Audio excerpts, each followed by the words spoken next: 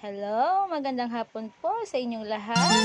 For today's video, ang ating gagawin ay maha blanca.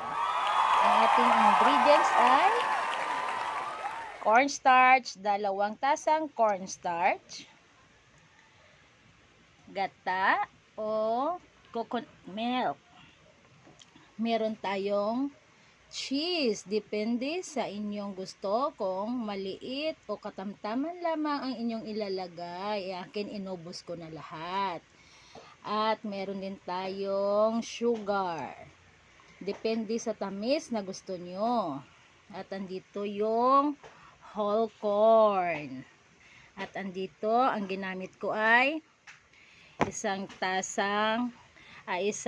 condensed milk at isang 410 ml cream densada na Angel, at andito rin yung cowbell na evap,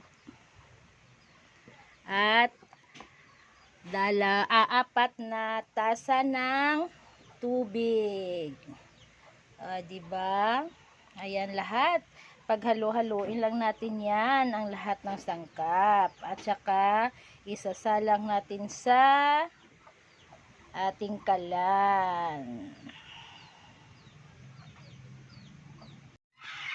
Ito na po yung finished product natin. Ready to eat na. Pero kailangan ipa-ref muna para mas masarap kainin. Sana all my ref.